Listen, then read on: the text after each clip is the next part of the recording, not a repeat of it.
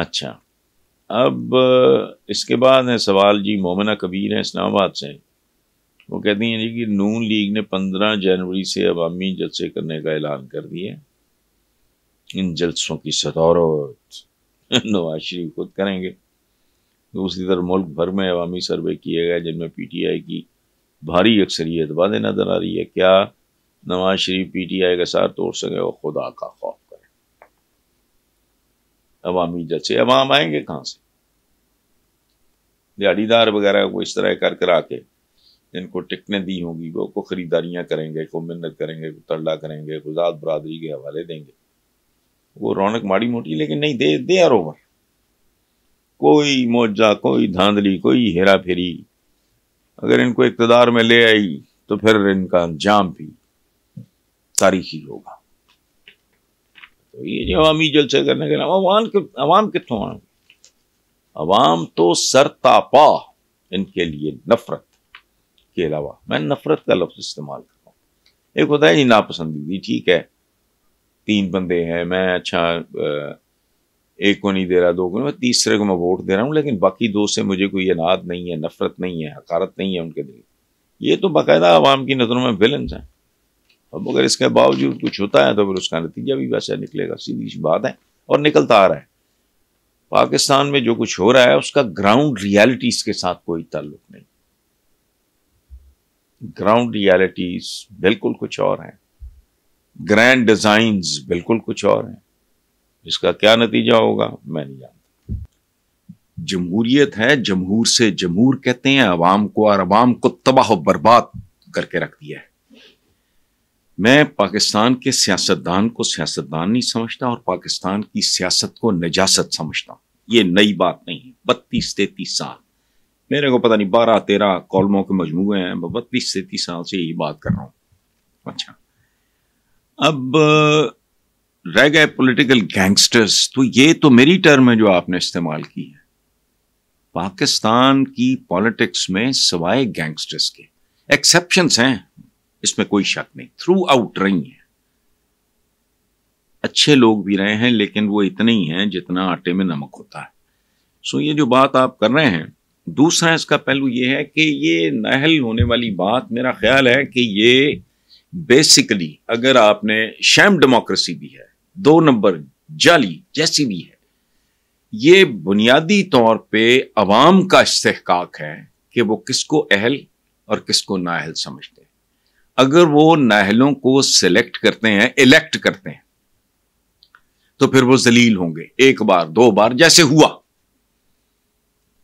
آج نہیں تو کل، کل نہیں تو پرسوں ان کو عقل آ جائے گی. لیکن بیسیکلی کسی پولیٹیشین کو، چاہے وہ گینگسٹر ہی کیوں نہ ہو، کسی پولیٹیشین کو نااہل کرنا یہ حق ہے عوام کا. سو یہ دونوں رخ جو ہیں تصویر کے میں نے آپ کے سامنے رکھ دی ہے. وہ پھر آپ کی اپنی جسے کہتے ہیں نا مزاج کی اور فکر کی بات ہے. نیکسٹ ہیں جی خالد رفیق صاحب ہیں اسلام آباد سے. وہ کہتے ہیں کہ الیکشن لڑنے کے لیے نواز شریف کے لیے آخری رکاوٹ بھی ختم ہو گئی، تو کیوں نہ عمران خان سمیت سب کو انتخابی میدان میں برابر کا ماحول فراہم کیا جائے تاکہ تمام سیاسی پارٹیوں کی مقبولیت اور اہلیت عوام اپنے ووٹ سے طے کریں. آپ بالکل ٹھیک کہہ رہے ہیں. اس میں تو قطعاً میں پچھلے سوال کے جواب میں یہ بات کر کے ہٹاؤں کہ اگر یہ فیصلہ ہوا ہے کہ جی کرپٹ اور نااہل سیاستدان بھی وہ کہ جی ہو گیا ہے ان کا تاحیات نااہلی کا معاملہ، میں نے پچھلے سوال کے جواب میں یہی عرض کیا ہے کہ یہ عوام کا حق ہے. اچھا، اب آخری رکاوٹ جو آپ کا پہلا جملہ ہے کہ الیکشن لڑنے کے لیے نواز شریف کے لیے آخری رکاوٹ بھی ختم کر دی گئی، تو آپ مجھے ایک بات بتائیں خالد رفیق صاحب، ان کا تعلق اسلام آباد سے ہے، میں ویورز کے لیے پتہ نہیں میں نے بتایا ہے کہ نہیں. ایک بات آپ مجھے بتائیں، کیا آپ کو کوئی شک تھا کہ یہ رکاوٹ ختم ہو جائے گی؟ یہ میرٹ پہ ہے نہیں ہے، اس کی بحث علیحدہ ہے، وہ بھی میں پچھلے سوال کے جواب میں عرض کر چکا ہوں. لیکن کیا آپ کو کوئی شک تھا؟ مجھے تو نہیں تھا. یہ جو تانبورا اٹھا کے یہاں آ گیا ہے بندہ نواز شریف نام کا، भागा हुआ था, 50 रुपए का स्टैम्प पेपर, ये वो मिल मिला हेरा फेरी जो भी किया, चला गया, वहां बैठा रहा। अब अगर वो आया तो आपको जैसा उसका 2 नंबर जाली इस्तकबाल हुआ, उसके बाद जो इनके लोगों के साथ गलियों सड़कों बाजारों पे सलूक हुआ, जैसे अब तक वो दुबक के बैठे हैं, वो सारा मामला सीधा हो गया। वो निकलेंगे एक कार्रवाई डालने के लिए। बाकी जो हकायक हैं वो खालिद रफीक साहब आपके भी सामने हैं, मेरे भी सामने हैं। इस मुल्क के अवाम जितने भी अनपढ़ गए गुजरे हों, लेकिन ये तो रियलिटी है, it's in the air, it is written on the wall, इसमें तो कोई कंफ्यूजन है नहीं। बाकी एक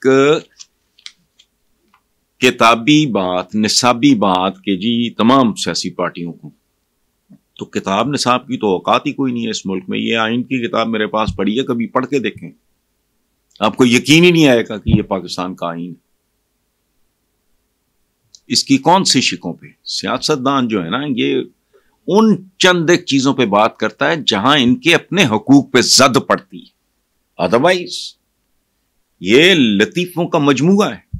और जनरल ज़ियाउल हक ने जिंदगी में सिर्फ एक सच बोला है, जहां तक मैं जानता हूं, कोई और बोला हो तो मुझे नहीं पता, वो ये कि उसने पाकिस्तान के आइन को चंद कागजों पे मुश्तमिल एक चीथड़ा करार दिया था, खत्म। नेक्स्ट हैं जी कुबरा अमीन है मुल्तान से। वो कहती हैं जी इमरान खान को GHQ हमला केस में गिरफ्तार कर लिया गया, 5 माह कैद में रहने के बावजूद वो अपने बयानियों से पीछे नहीं हट रहे। 9 मई के बाद जो केसेस इमरान पे बने, क्या वो इनसे जान छुड़ा सकेंगे? ये तो वक्त ही बताएगा। बहन मेरी के या बेटा मुझे नहीं पता आपका एज ग्रुप क्या है, तो बाकी ये पार्ट ऑफ द पैकेज है, ये तो इस खेल का हिस्सा है। पाकिस्तान की पूरी तारीख उठा के देख लें, यहां क्या क्या कुछ नहीं हो सका।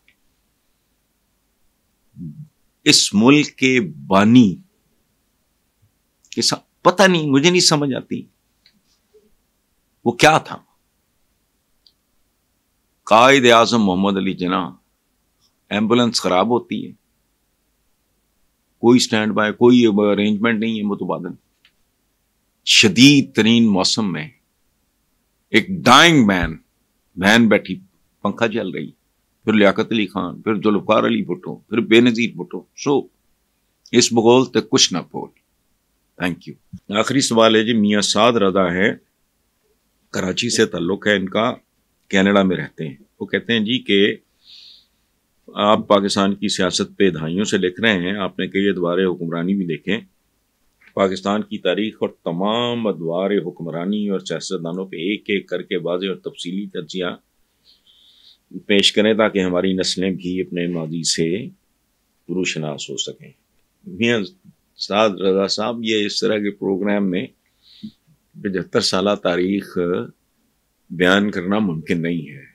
ये तो फिर चंद घंटों का एक वो होना चाहिए, एक सेशन हो, उसके बाद फिर क्वेश्चन आंसर सेशन हो, फिर सूरत हाल वाज़ेह होगी। एक मोटी बात मैं आपको बता देता हूं, पाकिस्तान बना तो उसके बाद एक शायर, मुझे उनका नाम भूल रहा है, उनका एक मिसरा बड़ा पॉपुलर हुआ, पढ़े लिखे लोगों में आज भी है, मंजिल उन्हें मिली जो शरीके सफर न थे। अच्छा, फिर एक बड़ा खूबसूरत गीत है, उसका एक मिसरा है, न जाने कैसा सफर है मेरा, जहां है मंजिल वहीं लुटेरा। बाकी हबीब जालिब की शायरी पढ़ लें। और आखिरी बात, आज का पाकिस्तान देखें, आपको अंदाजा लगेगा कि भारी अक्सरियत सियासतदानों की या हुक्मरानों की वो बददियानत, खाइन और खुदगर्ज लोगों पर मुश्तमिल थी। वरना जहन में रखें कि जब पाकिस्तान बना बहुत बुरे हालात थे, कत्लो गारत हुई, लोगों की बहनें, बेटियां, बीवियां, बहुएं, पता नहीं क्या कुछ हुआ, नौजायदा बच्चे, जो भी नौजायदा भी नहीं, मां के पेट में थे, निकाल के اچھال دیے گئے نیزوں پہ کرپانوں پہ. اچھا لیکن اچھا پاکستان کے دفاتر میں صورتحال یہ تھی پاکستان بننے کے فوراً بعد کہ ان کے پاس کامن پینس نہیں تھی. یہ تاریخ کی کتابوں میں لکھا ہے. درختوں کے جو کانٹے ہوتے ہیں نا ان سے کامن پین کا کام لیتے تھے. لیکن پاکستان مقروض نہیں تھا بلکہ پاکستان نے لینا تھا. پتہ نہیں 75 کروڑ میں شاید اماؤنٹ نہ, جس پہ گاندھی جی نے مرن برت رکھا کہ یہ پاکستان کا حق ہے. ہم بھلے پاکستان کا قیام پاکستان سے اتفاق کریں نہ کریں لیکن اب چونکہ ہو چکا ہے اور یہ ان کا حق ہے. یعنی 1 روپیہ کسی کا دینا نہیں تھا, 75 کروڑ 75 سال پہلے کا لینا تھا. آج جو بچہ ابھی پیدا بھی نہیں ہوا وہ بھی لاکھوں کا مقروض ہے. اور ایک زمانے میں کہا کرتا تھا کہ یہ فوجی مداخلوں کی بات کرتے ہیں, یہ وہ لوگ ہیں اگر ان پہ اتنا بھی چیک نہ ہو یہ پاکستان کو پاکستان ہاؤسنگ سوسائٹی بنا کے اس کے پلاٹ بیچ دیں. اور یہ نوبت یہاں تک آ گئی ہے. Thank you very much.